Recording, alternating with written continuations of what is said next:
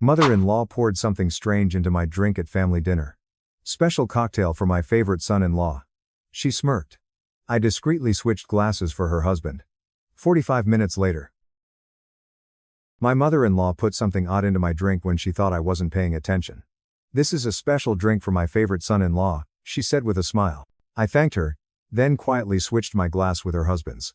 He always talked bad about my job. 45 minutes later. My name's Logan Jackson.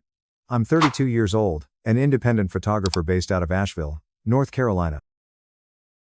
I built my own photography business from scratch, doing weddings, shooting wildlife, and working on magazine stories. It's the kind of job that really brings in money if you're good, and I am. But to my in-laws, especially Victoria, what I do has never been quite enough. "How's that little photography hobby of yours going?" Peter would ask during family dinners. He didn't even try to hide the sneer in his voice. He was an investment banker, the type of fella who thought success was all about how big your house was and how many stocks you owned. Every Sunday, dinner at their place was the same old song and dance. Victoria would hover over Mia, while Peter would grill me about my money situation. Mia, my wife, would give my hand a little squeeze under the table. It was her quiet way of saying sorry for her folks. I'd been out in Montana all week for a wildlife gig, walking through knee-deep snow to get shots of bison for National Geographic. I was dog-tired, but Mia swore up and down we couldn't skip her mother's birthday dinner. "Just a little bit," she promised. I should have paid attention to that bad feeling in my gut when Victoria pinned me in the kitchen. The way her eyes zipped around before she gave me that drink. The tiny shake in her fingers when she said, "I made this one special. Just for you." Something was off. I just didn't know how bad it was fixin' to get. Mia and I crossed paths 6 years back at an art show where some of my photos were hanging. She was wrapping up her master's degree in environmental science, and I was just starting to get noticed in my field. We hit it off right away. She got that I needed to see the world through my camera lens, and I really respected how much she cared about saving it. Her folks, though? That was a whole different ballgame. Right from the start, Peter let it be known he pictured someone else for his daughter, somebody with a regular desk job, a solid retirement fund, a company car. Someone just like him. Basically, Victoria was more sneaky about it.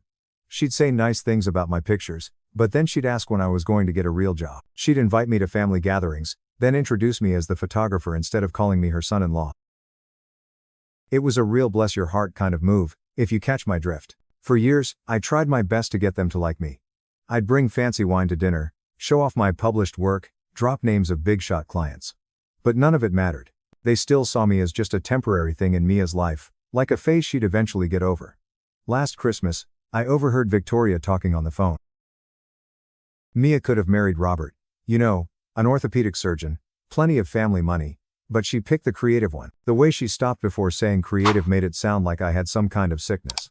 Peter was much more straight to the point. When Mia and I told everyone we were fixin' to try for a baby, he pulled me aside. "Kids cost a lot of money, son. Maybe think about a proper job before you bring one into this world," he said. I never told Mia any of this stuff.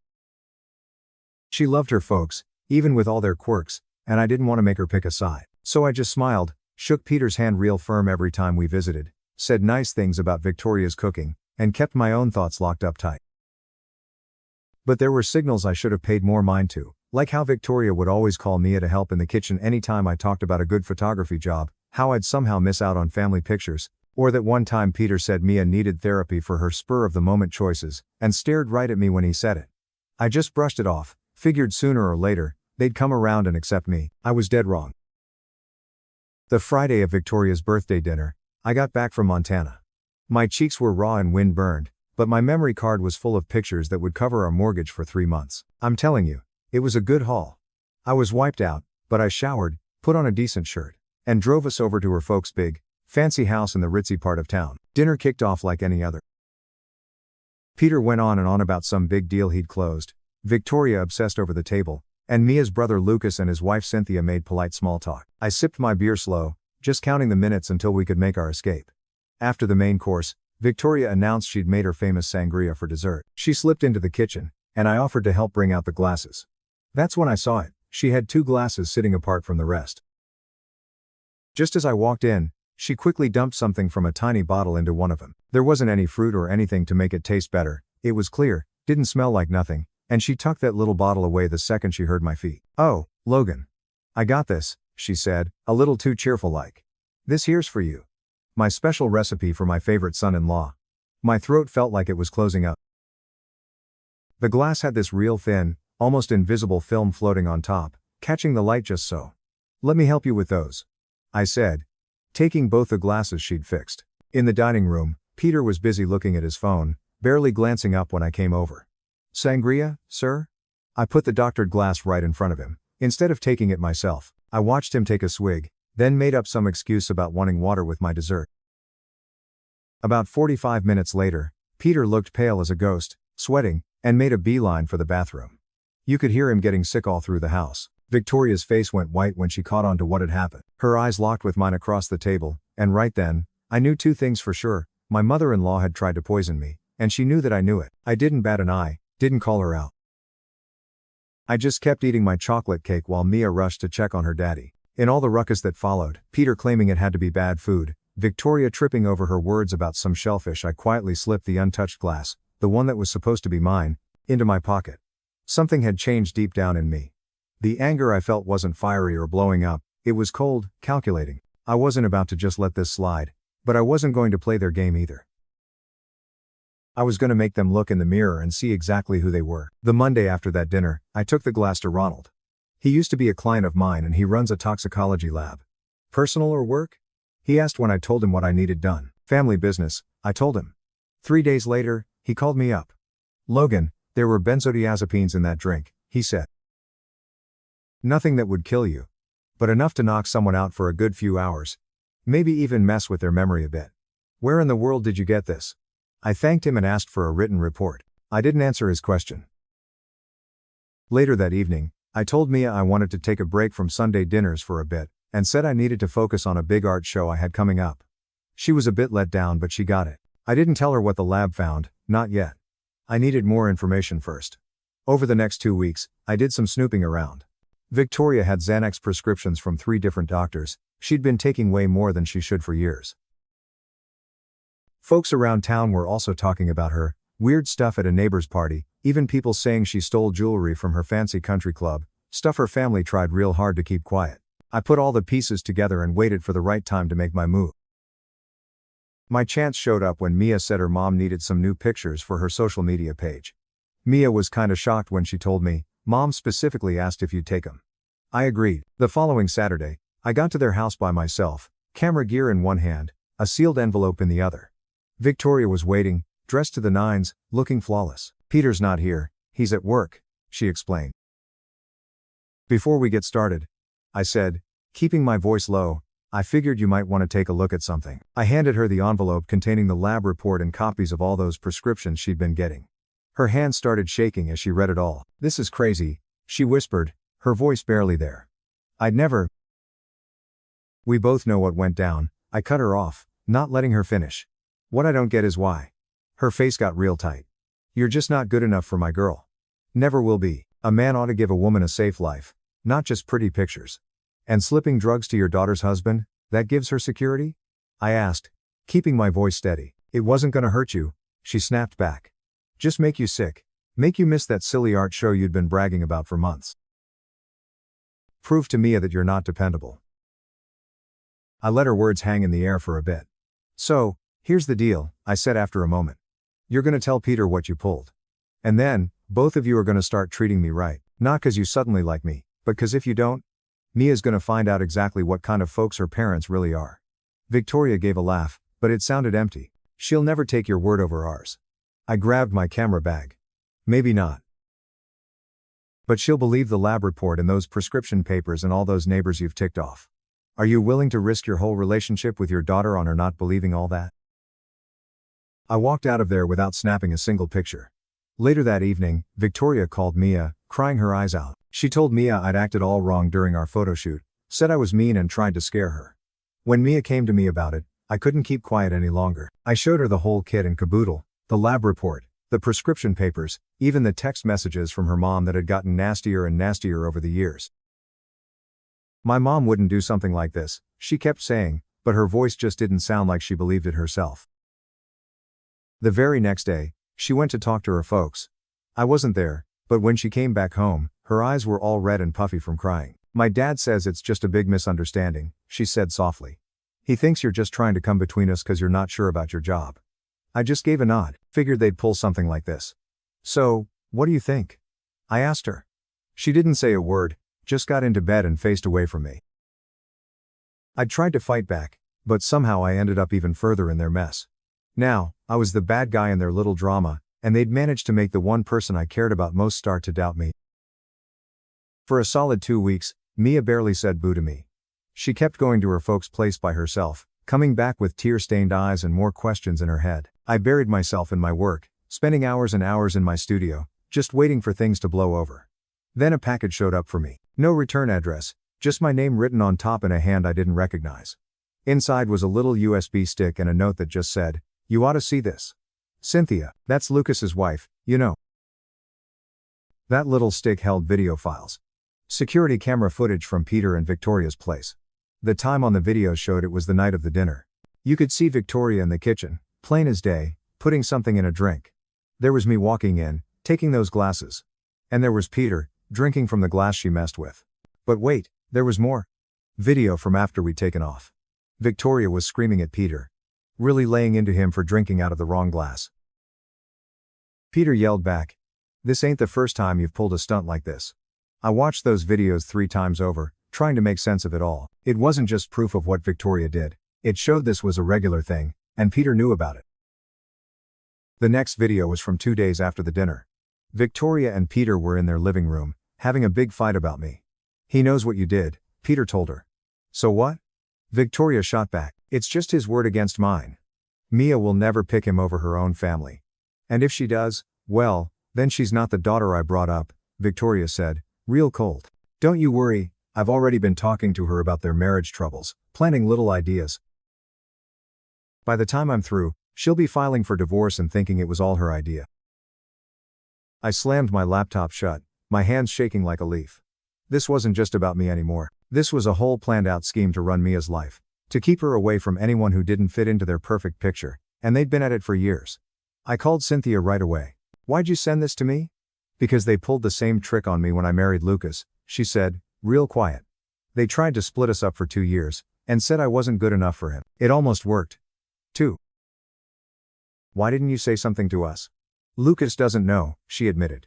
"He thinks the sun shines out of his dad's you know what, and believes every word he says. I've tried to tell him, but he just thinks I'm imagining things.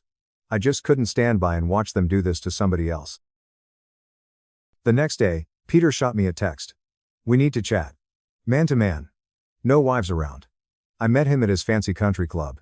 He was already there, sipping bourbon in a private room. "Logan," he started, "families are a tricky business. My wife, she can be a handful, real protective, but her heart's in the right place. Slipping someone drugs is hard in the right place?" I asked, straight-faced. He just waved his hand like it was nothing. "A misunderstanding. Victoria takes medicine for her nerves. She probably just mixed up the glasses. I've got the security footage, Peter," I told him. His face changed in a heartbeat, turning cold and calculating. "What do you want? Money? Is that what this is all about? I always figured you married Mia for her family's cash." "I just want both of you to leave us be," I said, plain and simple. "Stop trying to convince Mia I'm no good. Stop messing with our marriage." Peter leaned forward. "You think this is the first time we've had to deal with someone like you? People who want to take advantage of our family?" He let out a chuckle. "Mia will come back home where she belongs. She always does. Ask her about Robert. Ask her about the fella before you." A chill went down my spine. "What are you talking about?" "Mia was engaged before she met you. Good kid, doctor. We just weren't keen on his background. Took us a good 6 months to make her see he wasn't the right one for her. She broke it off, came crying back to her daddy. He grinned. History's a funny thing, son. It tends to repeat itself." On the drive back home, I called up Mia's old college roommate, Grace, and asked her about Robert.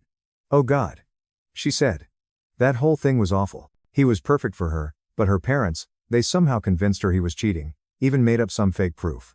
He tried to tell her the truth, but by then she didn't trust him anymore. The whole picture was clear to me now. This wasn't just about me, it was about calling the shots, having total control over their daughter's life, and they'd pulled this stunt before. I didn't go after Mia right away. Instead, I started collecting every single bit of proof I could find. I reached out to Robert, who wasn't too keen on talking to me at first. But when I laid out the whole situation, he sent me old emails between him and Mia. They clearly showed how her parents had slowly but surely wrecked their relationship. I got in touch with other old boyfriends, and some of Mia's old buddies who had just mysteriously vanished from her life. A pattern started to show. Anyone who pushed Mia to be her own person was slowly pushed out of her life. Cynthia gave me more security videos, showing Victoria and Peter talking about their plans for us. Once they get a divorce, we'll talk her into moving back home, Peter said in one clip. She can run the family foundation, meet some respectable fellas. I put everything onto one single USB stick. Then I invited Lucas and Cynthia over for dinner, without telling Mia I was about to blow her family's whole image to smithereens. Over dessert, I hooked up my laptop to our television. There's something you both gotta see, I said. For the next hour, we all sat there watching the videos together. Mia was still as a stone, her face pale. Lucas just kept shaking his head, mumbling, "That's not my parents," under his breath. When it was all over, Mia turned to me, tears streaming down her face. "Why didn't you tell me sooner?" "Because I needed you to see it for yourself," I told her. "All of it, not just what they did to me, but what they've been doing to you your whole life." Lucas shot up, mad as a hornet. "This is BS. You've doctored these videos. My parents would never do this." Cynthia put a hand on his arm. "They did the same thing to us, Lucas. Why do you think they suddenly started liking me after we had James? Because a grandchild meant they had something over us." All the color drained from Lucas's face. "You never told me." "I tried," she whispered. "You just wouldn't listen." Later that night, Mia snuggled into bed next to me. "I need some time to take all this in," she said softly. "But I believe you. And I'm sorry I ever doubted you." The next morning, Victoria called Mia and put her on speakerphone. "Sweetheart, I was thinking you should come stay with us for a bit," Victoria said, all cheerful like. "Your dad and I are worried about you. Marriage can be tough, and sometimes a little time apart can make things clearer." "Mom," Mia cut her off. "I've seen the videos." Silence. Then, "What videos are you talking about?" "The security footage of you spiking Logan's drink. Of you and Dad planning to mess up my marriage." Another long pause. "Mia, whatever he's shown you has been messed with. You know Logan has always been jealous of our family." "Stop." Mia's voice was firm now. "We're coming over tonight. All of us, Lucas, Cynthia, Logan, and me. We're gonna talk about this as a family. No more lies." After she hung up, Mia turned to me. "They're gonna deny everything. They'll try to turn it all back on you." I just nodded. "I know. So, what's our game plan?" For the first time in weeks, I cracked a smile. "I think it's high time your parents met the real me. The one who doesn't just take pictures, but knows how to spin a yarn. A true story." That night, we showed up at Peter and Victoria's place with my camera gear.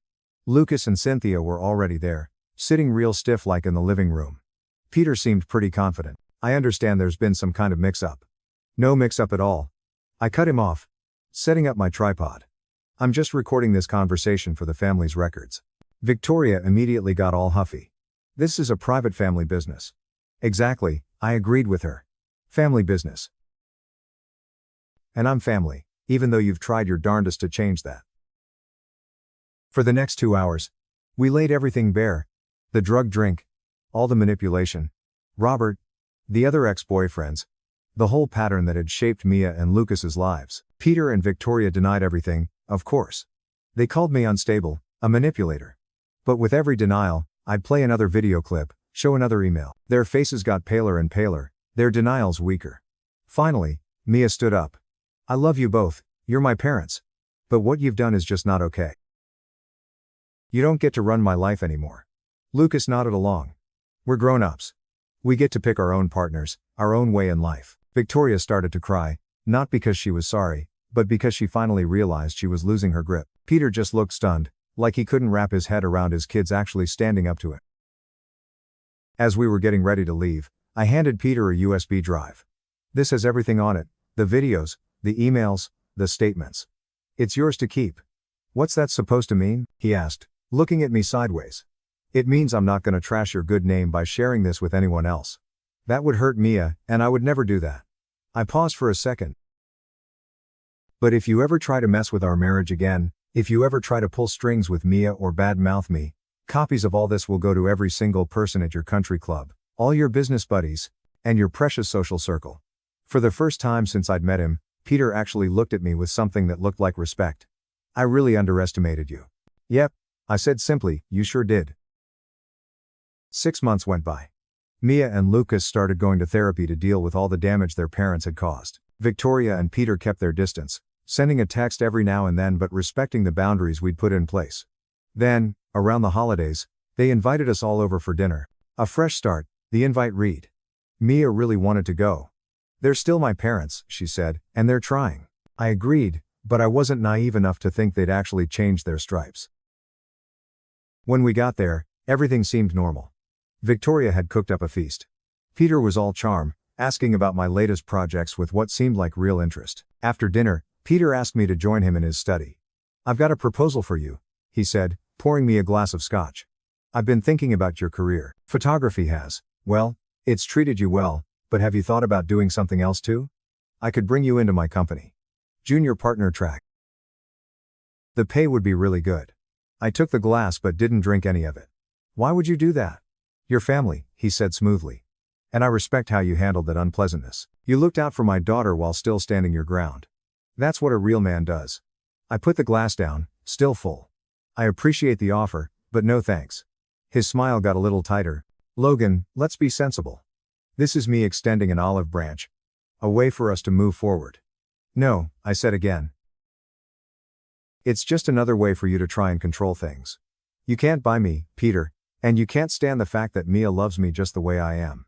Don't be an idiot, he hissed, dropping his polite act. Everyone has a price. I stood up. That's where you're wrong. And that's why you'll never truly understand your daughter. I walked back to the dining room where Victoria was showing Mia old photo albums. Look at these, she was saying. You were just so happy when you lived at home. Mia caught my eye from across the room. She could tell by my face that something had gone down. I gave a small nod, and she stood up. Mom, Dad, she announced clearly, I have something to tell you. We're having a baby, Logan and I are. I'm 3 months pregnant. The shock on their faces was priceless. Victoria snapped out of it first, rushing over to hug her daughter, tears in her eyes. Peter walked over slower, looking back and forth between Mia and me. Congratulations, he said stiffly. Thank you, I replied, then lowered my voice so only he could hear. This child will never be a pawn in your games. I promise you that. His face hardened, but he gave a single nod. He got the message. As we drove home that night, Mia squeezed my hand. They'll never change, will they? No, I said truthfully. But they'll have to accept that we have. 3 weeks later, a certified letter showed up from Peter's lawyer. Inside was the deed to a house, our house, the one we'd been renting, and legal papers setting up a trust fund for our baby on the way. There wasn't a note, no conditions attached, no strings whatsoever, just the transfer of ownership, clean and final. It wasn't an apology, Peter wasn't built that way. But it was an acknowledgement, probably the only one he could give, that we had won. Our daughter was born that summer. We named her Hannah, after my grandma. When Victoria and Peter came to the hospital, they brought gifts but kept a respectful distance. They cooed over the baby, took pictures, and left without trying to give us parenting advice or lecture us about money. Months went by. Our relationship with them settled into something that felt pretty normal. They never said sorry for what they'd done, but they stopped trying to run Mia's life or mess with my career. One evening, as I was editing photos in my studio, Mia walked in carrying Hannah. My mom called, she said. She wants us to come for Christmas. I looked up from my computer. What do you want to do? I think we should go, she replied. But with some ground rules. We stay at a hotel, not their house. We leave whenever we feel like it. No time alone with Hannah without us there. I nodded, sounds fair enough. She sat down next to me, gently bouncing the baby. You know, I used to think being successful meant making my parents happy, getting their approval, living up to what they expected. And now? She looked down at our daughter, then back at me. Now I know it's about making choices I can be proud of, and standing by the people I love. A couple of weeks before Christmas, a big envelope showed up from Peter. Inside, there was a fancy, shiny booklet for his company's yearly report. My pictures were all over it, nature shots, people's faces, buildings, the kind of work I did my way, without him sticking his nose in it. There was a short message that said, hired the best photographer I know. Figured you'd want one. Gee. It wasn't him saying sorry or trying to make up. It was something else entirely. Maybe it was respect. A way of saying that I'd made it big on my own 2 feet, not by his rules. I didn't call him up to say thanks. We both knew it wasn't about being thankful, it was about knowing where the lines were now, how things had changed. That spring, I opened up my very own art gallery right in downtown Asheville. At the big opening night, Mia was right there beside me, with little Hannah on her hip. My folks even flew in from Oregon. Friends and people I'd worked for packed the place, checking out all the pictures I'd taken over the years. Peter and Victoria showed up too, near the end of the night. They didn't stick around for long. Victoria held Hannah for a little bit, but Mia kept a close watch. Peter shook my hand, gave a real nod of approval at my photos, and then took off without telling me how I should run my business. As we locked up the place that night, Mia asked me, "You think they've actually changed?" I thought about that for a good long while. "Nah," I finally said, "but they've finally gotten it through their heads that they can't change us. And sometimes, that's all you need." Later, sitting out on our porch, watching the stars pop out over the mountains, with Hannah sound asleep upstairs in her crib, I suddenly got something I'd never quite put into words before. I didn't win by playing by Peter and Victoria's rules.